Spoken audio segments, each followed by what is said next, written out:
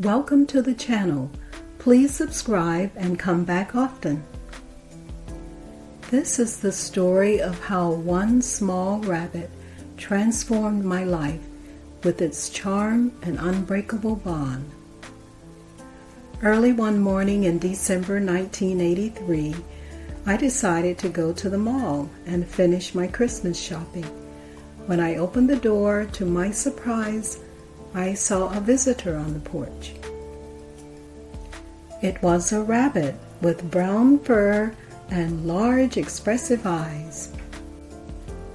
He was shivering against the cold, and his little nose was twitching.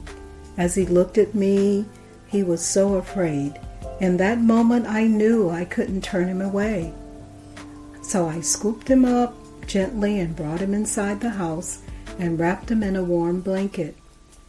I thought about what name I would call him, and I remembered learning about the angel Gabriel, so I decided to shorten the name and call him Gabe, which fit perfectly.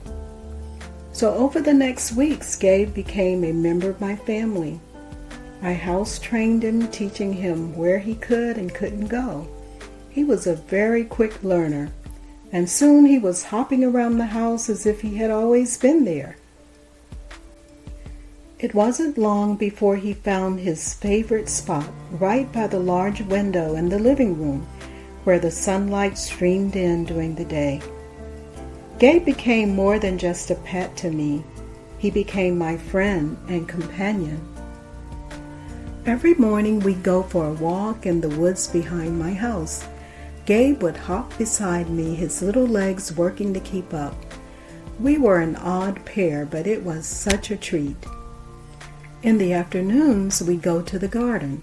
I'd pick my herbs, and Gabe would nibble on the lettuce. Our garden time was also a fun routine, one that I look forward to, and I think Gabe did too. Sometimes I'd catch him watching me, his head tilted upward, as if he was trying to figure out why I liked the herbs better than the lettuce. Another one of our favorite activities was going to the pond in back of the house. Gabe would hop beside me, sometimes venturing off the path so he could explore, but he would always return to my side, and he liked drinking from the pond. We'd sit and watch the water and listen to the birds. Gabe seemed to like the pond as much as I did. It was funny seeing him dip his paw in the water and splash around. I think he was showing off for me. We had a fireplace in the living room, and almost every night during winter, we'd relax by the fire. Gabe loved watching the flames dance, and he got a kick out of how they created shadows around the room. These were the moments when I really felt the bond that we were creating. I bought some books about rabbits that had large pictures of rabbits in them. I'd read to him and show him the pictures.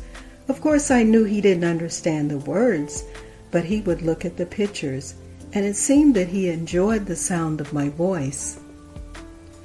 For 5 years, Gabe was my constant companion and my buddy. He brought me such a sense of joy and love. He was there for the good days and the bad days also, and his presence was a constant source of comfort. When I had a serious case of the flu, Gabe stayed close by. Sometimes he'd hop up on the bed and be really still. I sensed he was trying to give me his support. One winter we had a very heavy snowfall, so I decided that we would go out and I would build a snow rabbit. When we got outside, Gabe got so excited he started wallowing in the snow, rubbing his nose in the snow, jumping up and down. He was so excited, and it was really funny. That was one of the best memories that I had. But he didn't like thunderstorms, and neither did I. He was really afraid of them and would hide under the bed or snuggle close to me. We'd watch the lightning and listen to the rain beat against the glass. These were the kinds of experiences that made us even closer. One day in December, exactly 5 years after he first appeared on my porch, he hopped into my lap, and as usual I rubbed his back. But I noticed that his breathing was labored and he seemed to be struggling to get his breath. Then he looked up at me as if he were trying to tell me something. Then he put his head back down again. But in less than 10 minutes, he stopped breathing and was gone. I couldn't believe it. I held him and couldn't stop crying. The pain was absolutely terrible. Gabe decided that he was going to spend his last moments in my arms, and this was proof of the bond that we shared. To this day, I am so grateful that this little fellow came to me. Gabe's presence was a precious gift, and his memory will be a source of comfort forever. It's been many years since Gabe left, but I still think of that little fellow. Gabe was more than a rabbit. He was a friend who stole my heart and taught me the true meaning of unconditional love. I've moved from that city where Gabe and I lived, but for several years when I'd go back and visit my relatives, I'd go to that pond where we spent so many peaceful, fun moments. I'd sit in the swing and watch the water.